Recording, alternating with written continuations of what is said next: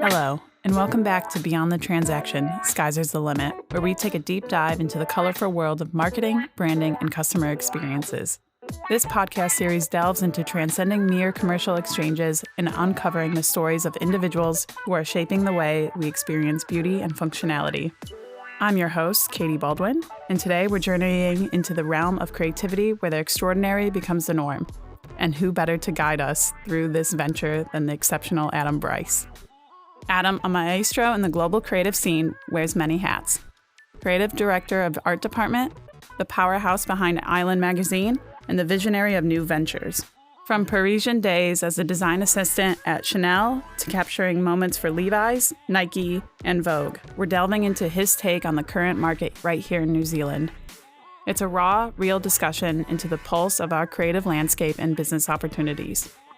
Our aim is to make Beyond the Transaction not just another podcast, but rather create a capsule of creative minds and business entrepreneurs operating in New Zealand today. It's about seeing the stories behind the businesses, understanding the depth beyond a mere transaction, and Adam, with his seasoned perspective, embodies this ethos. We're not just beyond transactions, we're beyond limits. Let's step into the extraordinary world of Adam Bryce. Welcome, Adam. Thank you so much for coming. Thank you, Katie. It's nice to be here. I think the natural progression is hearing about your backstory. I've read heaps about you, Adam, and your journey is as fascinating as it is diverse. In your own words, how do you usually introduce yourself? I've learned a lot about that over the last couple of years with regard to my own feelings about it. I, for a long time, as you said, wore a lot of hats, and it made me quite self-conscious because I grew up in an era where you study something and you go on to do that job and you work your way up and you become successful, hopefully, and and you just build a life like that. And but for me, I never really knew what that was that I wanted to do. I just knew I wanted to be involved, and there were certain things that I was particularly passionate about, which made me want to be involved more and hopefully or potentially made me good at them. But it at the same time made me very self-conscious as to the fact that perhaps I wasn't the real deal in any of them. But I think it was only and not to go down a particularly dark path, but I don't see it that way. The passing of my good friend Virgil Abloh and the acknowledgement in his passing of all the different things that he did, and that actually made him who he was. And it wasn't a case of he was somewhat good at something, somewhat good at something else. He was, that was his identity. It was that he was interested in lots of different things, took it upon himself to take chances and do things. And I think that Virgil and I had, known each other for a long time, since we were, I think, 20. And, so 20 years before he passed, and we'd been very similar throughout that in terms of our interests and where they lay across lots of different subcultures, across lots of different creative mediums. So to answer your question, I tend to, it depends on the circumstances, I'll be honest. Yeah, definitely. Like if I'm having to get if I'm having to pass through customs. What do you fill out in that little square box? I pretty much say something different depending on the country I'm going into. I do. Official businessman. Yeah. I do, because I know there's certain things that I've learned aren't the best thing to say in certain places. It depends on the circumstances. Generally, I just say I'm a creative director or I'm a consultant. But I'm not, whilst I think a lot of people do, and when I get to know people, I'm very chatty, but I'm generally quite shy with people I don't know. So I'm not I try to, with someone I'm just meeting or someone, I try to say something that won't start a conversation. Because I think I've had experiences in the past where I've said things that definitely started conversation. But yeah, generally I say creative director or consultant. How do you acknowledge your backstory? I think it's important to give it a voice. Yeah, we were just talking about this before, I think, off air. And I think for me, when I was younger, or up until recently, I think it was always been really confident in my ability to do my job, whatever that job is, whatever day it is. That part's never really been a problem for me. But I've always been quite a self-conscious person. So for a long time, not that I was ever particularly loud about it, but it was kind of important for me that people knew some of the things I had done to validate myself. I know that what I do today will speak for itself and it doesn't need the validation of what I've done in the past. I'm a massive believer in working hard, and, those who know me know that I don't stop working. My life and my work are very much one thing. For me, I acknowledge those things every day because I use the experiences to constantly help me in my work today. Yeah, I was just going to ask, have you always been that way, or do you think it exponentially grew as you had those tougher jobs in the beginning of your career? No, I think I think if you spoke to teachers at school, they would disagree with me, but that was mainly due to, I blame them personally. You're listening today. I blame them for their lack of interest in content. I've always had a really obsessive personality. So I think once I decide I'm going to do something, I will go like hammer and tong to do it no matter what. I won't stop. And that often does mean that that involves, working 3 days straight and no sleep and all those kind of crazy things that I tend to do. And but also sometimes, a lot of the time, I just don't even see it as work. So I don't really sometimes go, oh, I'm working too hard. It takes other people to acknowledge that of me, because for me, I'm generally enjoying myself. Yeah. So it's not really that much of a problem. I mean, I was really fortunate enough to have assisted some really high profile people when I was younger. I think when I left New Zealand, I had one level of what I thought was hard work. And I kind of acknowledged quite early on that I was more driven than a lot of the people around me, and willing to work harder, and willing to sacrifice things for that. But I think when I got to London initially, I found that there were other people like that. And whether that was people who I was competing for jobs for or people who I was assisting when I was young. Yeah, it was both. It was good because it made me feel a little bit more like I wasn't crazy. But then it also kind of, really, luckily for me, I was driven enough to sort of drive through it. It didn't put me off, but it definitely had elements of me being like, oh shit, this isn't going to be as easy as I thought it was, because there's other people who know as much as me or know more or work harder than me, and I'm going to have to, it's not just going to happen. Yeah. So I didn't know you were close friends with Virgil. Yeah, we actually, this shows my age, but we met on AOL. Yeah. AIM? Yeah, AIM. And maybe, I'd say like 2002, 2003. Yeah. We would have both been, he was studying architecture at the time. I didn't know you could meet people. Well, I think like it was more like, buddy list. I think someone introduced me to him during, like, via a forum, actually. Yeah, right. Which is even weirder.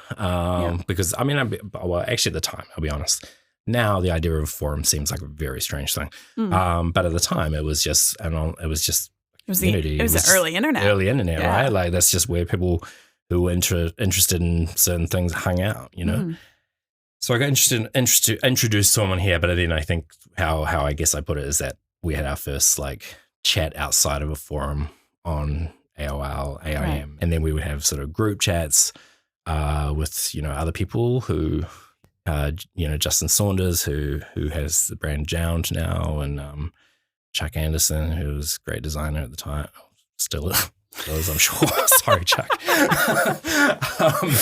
And other people like that. So we would just have we'd have this forum life, but then we'd also have Virgil and I would have chats very regularly, and then we'd obviously when I moved to America later on, we got closer, and he was often traveling, and we were working in the same circles, and And we actually, I think I put this on Instagram recently, but the last chat we had before he passed was that we were going to make a book about the internet together, which I'm almost more interested, not that I wasn't into it then. It's made me think maybe it's worth doing. It's time. Yeah, it's worth doing. Maybe, even now, like you and I talking about AIM and MSN Messenger and those kind of things, like, and forums, like there's a strange subculture of the internet that, it's quite interesting. That's thriving and living. Yeah. But you only know if you're amongst it. Yeah. Like you can go day to day, no problem. Yeah, and I think back now, like being a part of that internet, that early internet thing, the amount of people I met through that who are today, very high profile people, and we all met, and I'm lucky to know them, I guess, and they're friends of mine, and we work together or whatever the case may be. But to think back and how weird, like, I don't know, like from the out, I've seen normal at the time, but from the outside to think that that's how you met on a forum talking about Japanese streetwear, like that's kind of weird. Like, You touched on it, I guess, more for the listeners who aren't as familiar with your background. Yeah. You started an assistant. Yeah, I started assisting stylists. And at that point, that's definitely what I wanted to do, be a stylist. And but I don't even know if I knew what that really entailed at the time. I just liked the idea of, being a part of the process of creating imagery or creating magazines or creating content, whatever that content may be at the time. And then start from there, I was lucky enough to have met people who helped get other jobs and bits and pieces. And I was also very quiet, which I'm sure lots of people will be surprised now. But at the time I was very quiet. And so I think that a lot of them really liked me around because I would just get on with things. I would do whatever they wanted me to do. I never questioned anything. I really, especially coming from New Zealand, for me, I was just like dumbfounded that I was even able to assist these people, in the same room. Yeah, like being able to make, like, I think there were others around who, they say, grab me a coffee and they'd get a little bit miffed, but I would just be stoked I could make them a coffee, So I think 2 creams, 1 sugar. Yeah, I'll just do whatever you want. Black. So I'll milk the cow, whatever. So they, so I think they really liked me having me around because I just wasn't I just got things done, and was quiet and didn't bother them. And then they would, so when they would get jobs, they would, they would get me on those big jobs, and I'd gradually meet people. Once you find your place or where you kind of belong in that industry, like it's really small and you can very quickly meet everyone you need to know. And I think I discovered really early on that just by being nice or just by being yourself, you were probably going to get work. Yeah. Just by working hard and not being a dick, pretty much. And then did you transition to photography at what point? I actually transitioned really late. Had an agency here that we did really well and it was amazing. And it got a little bit complicated where the agency was doing really well, but a big fashion company here wanted me to come and work as creative director of that company. I didn't really want to leave my agency, but they were really keen for me to come on board. So I kept saying no. They kept coming back. It kept continuing until they were eventually willing to kind of do some sort of, I could do both, basically, was their agreement. I'd only really just moved back. At the time, I didn't really like a lot of the photography I was seeing locally. And I met a lot of photographers. We would have photographers come to my office and pitch to me constantly. And I just couldn't see the relevance in their work and for what we were trying to achieve at this brand, which was we were trying to make big change and try and become globally relevant. So I really struggled with what was being offered on the table locally. So we started shooting and creating all the campaigns for that brand internationally, or here, but by bringing international teams over. Right.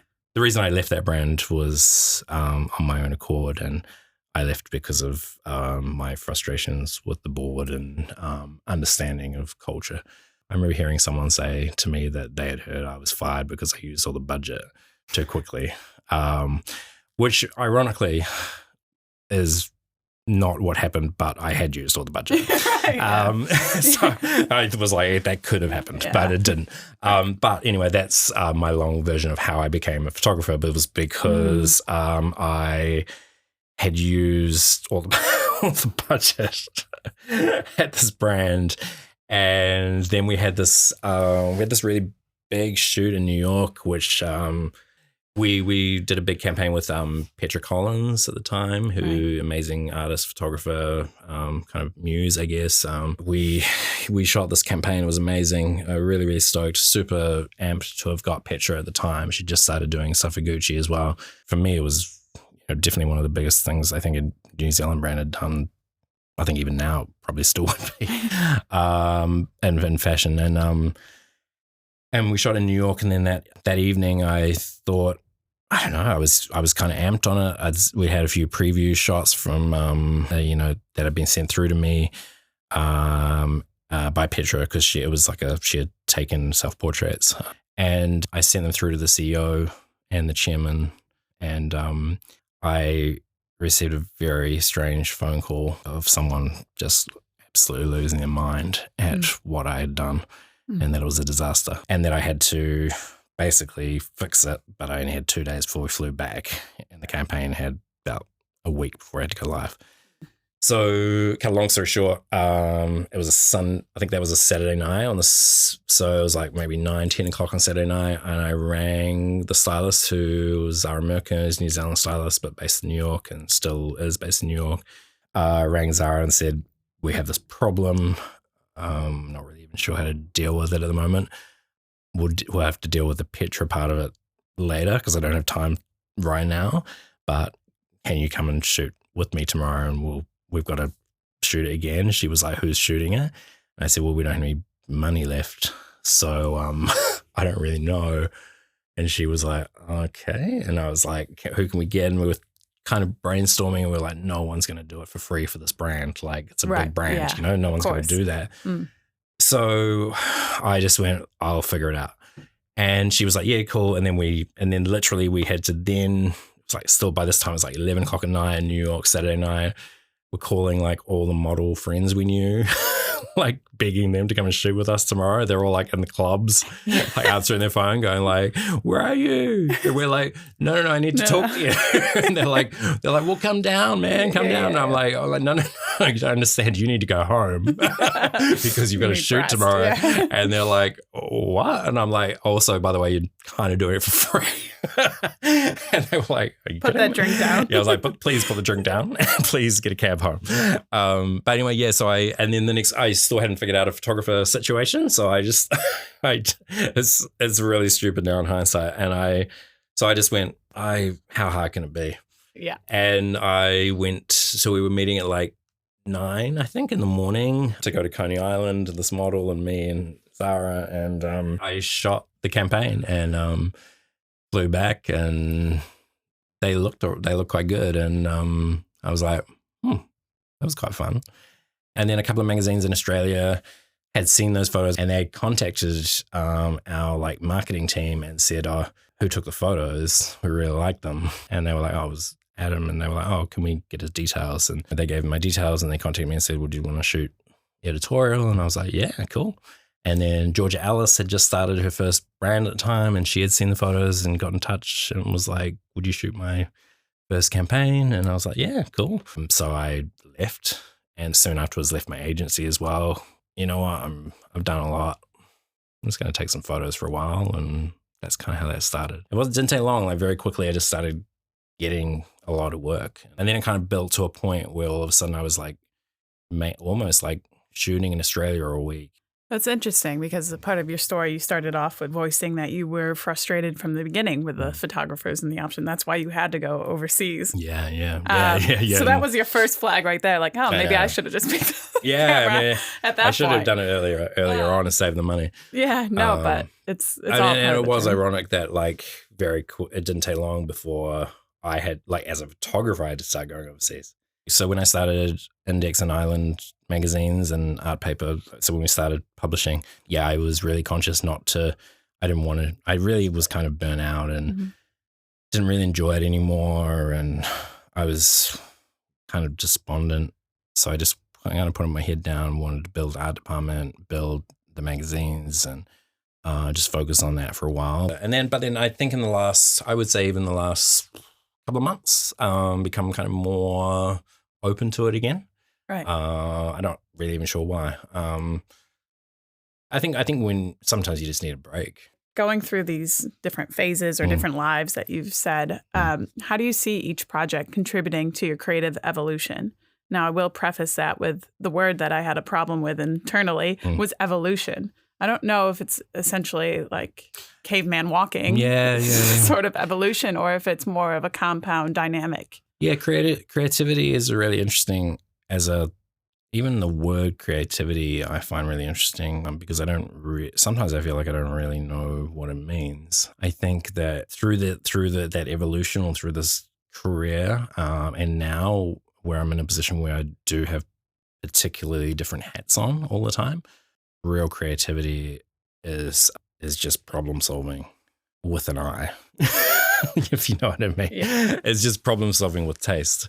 It's there was this great Tom Sachs, he had this great line, and I can't remember if it was like a ad campaign he'd done with someone or something anyway, but it was basically that, I can't remember the wording exactly now, but it was something like creativity is our worst enemy.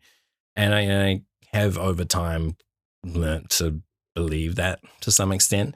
I think it's very easy to be, for me anyway, it's very easy to be creative with no agenda. What's more difficult and more challenging is to put creativity into commercial ventures and use creativity as a source to solve problems. Yeah. I can't remember what the question was. It was, how do you see each project contributing to your creative evolution? Yeah, well, I think they all help you learn. You learn something every day, and you learn something in your in the projects you work on. And it all culminates in an extended massive knowledge and skill sets that you can take into the next. And obviously, the more you do, the older you get, the more you've done, the better that playbook is. I always think that, and the reason why I've always been so heavy on research and understanding and knowledge, subcultures and the like, is that, to be a good creative director or whatever it is I do, we don't even know what that is, is really a case of being able to make the right decision and fairly quickly. And the way I look at it is that the more relative knowledge you have, whether it be right or wrong, enables you to pull those decisions from more educated places. So I guess, every project and every different hat that I've worn has helped me make better decisions over time. So, now if I'm the creative director on a project, but I'm not the photographer, I know exactly what the photographer's going through.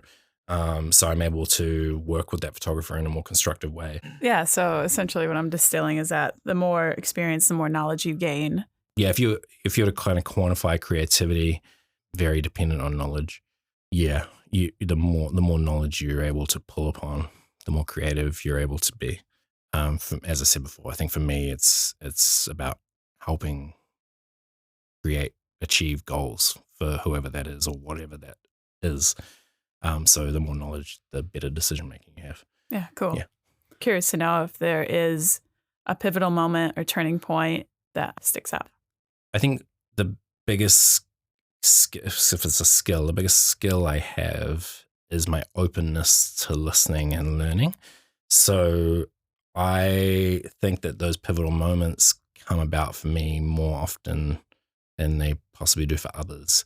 I feel as though, in all honesty, I have maybe fairly pivotal moments almost once a month. Right. So it's difficult for me to say. I mean, there are things that seem obvious, but then in hindsight, they didn't feel particularly monumental at the time.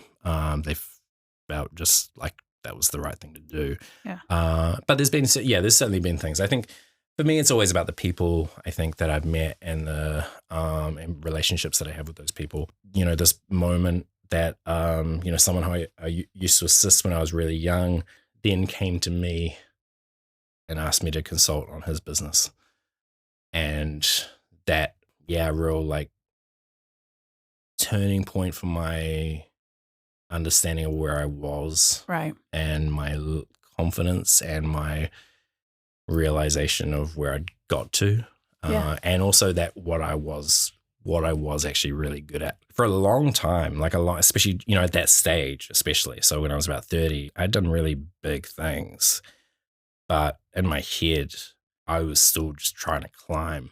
Yeah, like I didn't really have like a rooftop. Every big thing I did I thought it was just another step towards the next big thing. So whenever I achieved something, I would never celebrate that, and it would never come back on me as like a level of like building my self-esteem.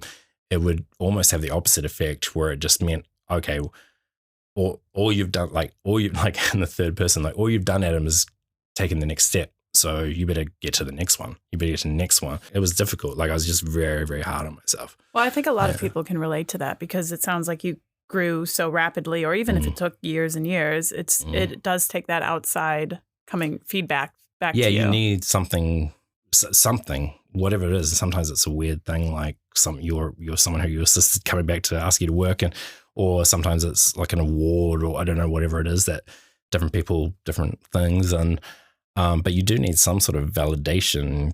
Creativity is a really internal thing, right? And so you really mess with your own mind a lot of the time, and you somehow, somewhere need some validation. And it's, if you're like me, we're kind of like just so driven that nothing's ever good enough, then it's not going to come from you. It's definitely not going to come from within. Yeah. But I think I told you the story once before, but I remember in another pivotal moment for me. Well, it's not even a pivotal moment, but something I remember, which I think validates what I was just saying then. And I was working with a large sportswear company, and I was the creative director of this project, and again, I was at a point where I had done a lot of things, and I was the creative director on this really big project at this really big brand, and I left. I hosted a meeting with VPs, like big people, all sorts of people in there, and left the meeting and actually got a bit of a bollocking because I was too like humble in the meeting, and told that I really needed to start being louder and more arrogant. I do always remember the word arrogant, because I questioned whether that was the correct word at the time. Negative connotation. I was like, I'm not sure if you thought that through. But yeah, I always remember that too, because I do remember that being like a bit of a acknowledgement to me that, oh, okay, I think if you're at this level, then maybe there's ways that people perceive you're supposed to act, and maybe I wasn't believing in myself enough to act the way that I should have been acting. And I still think that person, if you're listening, arrogant wasn't the right word, but remove that from your... yeah. But I get where you're coming from. Yeah. I want to jump into your most recent project, New Projects, Everyday Foundations. What sparked this? As someone who works for a lot of other people, I find it very easy to come up with names and brand expressions and things like that for other people. It almost seems obvious. It's like, I can take all this information and distill it out. Yeah. But then when it's yourself, I was like, oh, I don't know what to do here. It's something that I wanted to do for a long time. And it really comes from my kind of early obsession, where, coming from that like streetwear fashion world really early on, we would sit on these forums for hours debating with people all over the world as to how a t-shirt should be cut. This project really, it just comes from that, intense fascination with that, and wanting to create something that's exactly how I feel it should be. And then also this commercial element of acknowledgement that there's this gap in the market, and that I just couldn't find any undies. Yeah. I've been ordering underwear from Japan for about almost 20 years now, and it's getting, that was getting a bit tiresome, having to get, that's quite an extreme way to get your underwear. Yeah. Having to send some guy you've never really met to Uniqlo to buy you underwear every couple of months is for 20 years is kind of a weird relationship. But yeah, I just felt as though there was more people I spoke to, guys in particular, but women as well. And there was just a need for something in that space. And it was something that I felt I could do really well because of my sort of obsession with, how these things should be done. Congratulations. Yeah, I'm looking forward to it. Yeah, I mean, it's so far so good. I mean, it's very soft launch and, I just essentially haven't really done much yet, just kind of emailed friends and sort of said, here it is. And lucky to have a lot of support of people who ordered quite a lot actually so far, which was amazing. Also slightly unexpected, which caused me some logistical issues. I wasn't quite prepared for that, but I do thank you all. Yeah. But yeah, so next stage now is to figure out some of those logistics and prepare for, as I said earlier, like I don't really do things by half, so prepare for the growth of that. Yeah. I mean, it all sounds like great problems to have. Oh, absolutely. I would say this is a creative business. Yeah, and I think that to what I was saying before and to what, the kind of whole premise to this series of podcasts is that for me, creativity with commercial success is really where creativity is valuable. How would you define the label creative business? Yeah, it's tricky. I mean, it's something I'm really, really interested in because I think, you could look at it like agencies, use their creativity to make money. Then brands that are creative themselves can be considered creative businesses. And then there's also brands that work or create products that are considered more creative. So fashion, lifestyle, homewares, music, those kind of things as well. So I think creative business can take fold in numerous different ways.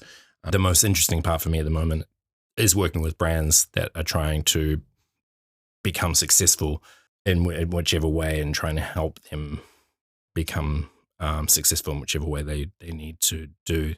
That's for me the most interesting part of my job and the thing I'm most interested in right now is probably, ironically, it's probably the thing that most creatives are least interested in. It's certainly something that I was very much less interested in when I was younger. But now I think the challenge of understanding you can use creativity to help a business and that business's livelihood and its staff's livelihood and its business success. Phrases like return on investment and stuff used to, just grate me. But now I'm kind of into it. I'm into the challenge of it. Like I kind of like figuring out a way that you can use it to better or save or whatever the company is a bit more meaningful to me right now. So changing gears just a little bit, Kiwi businesses and people too often grapple with this balancing of global trends and also maintaining that local authenticity. From your perspective and all your global experience, what is that balance or how does it shape up? I think that's a really, hugely important question for every brand in New Zealand, Aotearoa, to figure out for themselves. I would say the majority of businesses, brands potentially have gone on about their day and gone on about a business and have developed more intricate strategies without having even figured that part out yet. And for me, that part is probably the first thing you want to figure out is who you are and who are you for, which obviously sounds really simplistic, but when you do what I do and you go into businesses, you'd be surprised that's not really always the case. I mean, even with new projects every day, found out I've got to shorten it. Now I'm already rethinking the brand. NPE. Yeah, maybe we're just going to initially NPE. Yeah. Anyway, that probably stands for something really bad.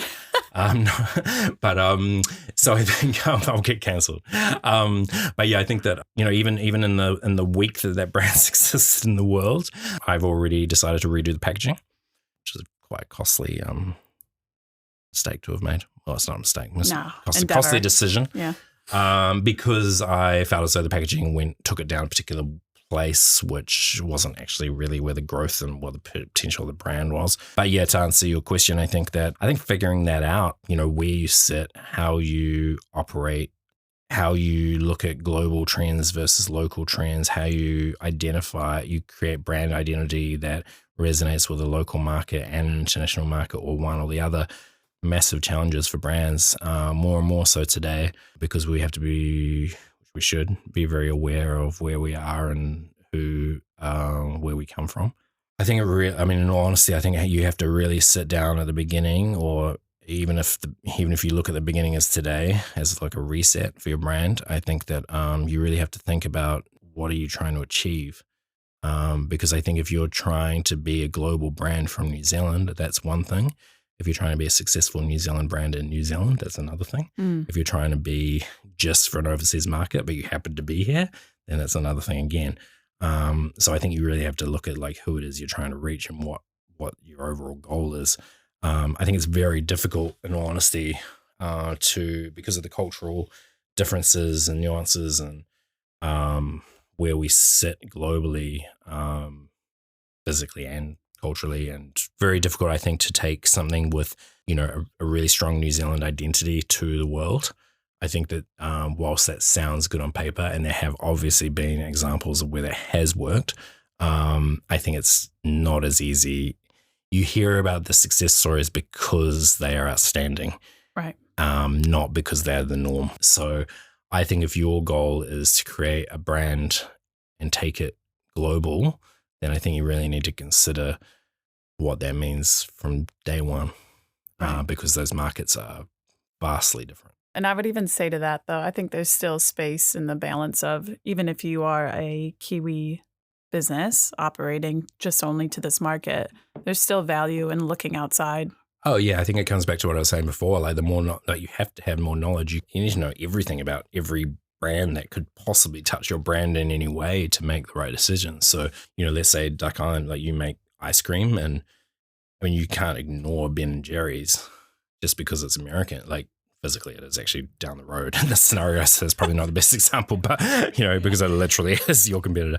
But I don't think you can go, well, just ignore it. I think you can definitely, in that particular case, they're very different things and they can live in different worlds, but there's always going to be crossover.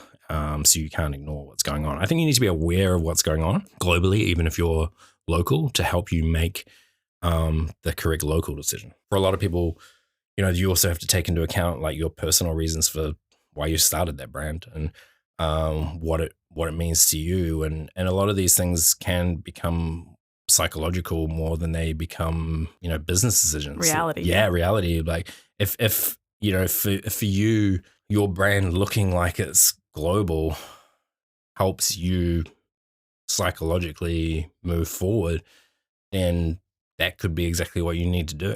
The balance, as you say, is whether that's going to be successful in the marketplace. In previous episodes, we've distilled topics down to beauty and function, whether it's a duality or a complementing relationship. And as it's so closely related to creative industries and businesses, I'm curious to hear if you have any input on this. Yes, it is literally what I think about every day, more than anything else, probably. And it is hugely important to what I do and all my roles. Whatever I do, that seems to end up being the main cause of friction, even whether that be internally for me or between myself and a client. Essentially you need both, right? And essentially if something is really good, you can do both. Yeah. You shouldn't really have to sacrifice one for the other, because design is very much problem solving, more so than almost any other part of creativity is problem solving to create function. That's graphic design, fashion design, like set design. They all have to come from function initially, and when you look at most iconic elements of design over the past however many years, all the really iconic things they were created because of function. There are certain brands that have become successful purely off the ability to do both. Yeah, and those are the brands that often the ones that are in our day-to-day life more than anything else. And whether it be Apple, I think within fashion, I think of Acne, I think of Nike. I think about it a lot with charities or not-for-profits. There was very much this movement of, I always say like this sort of like tree-hugging, Birkenstock-wearing type, where charities just had this sort of look about them. And then And then in the more recent times, it became more obvious to them that if they came across more slick, professional, relevant, they would be more successful. And I think that's been proven within those worlds time and time again. I've certainly worked on projects like that where they've been incredibly successful because of how they look. And I've seen ones that, I see day to day, I see, great causes that are probably underfunded, don't do that well because they're still in a tree hugging phase. And by tree hugging phase, I mean aesthetically. Aesthetically, yeah. I think that, whereas you look at something like Breast Cancer Research Trust and the level of professionalism and aesthetic and brings about credibility, which brings about, well, the ROI. Yeah. The ROI on that is pretty good. Pay for itself. Yeah, it'll pay for itself. I think, proportionally, especially something government funded. The design element. Yeah, I've kind of contradicted myself a few times there because, I think essentially you have to start with function, but there's just no reason not to make it look good. Maybe not the balance is the right word, but the sweet spot. Yeah, the sweet spot. I think that's important.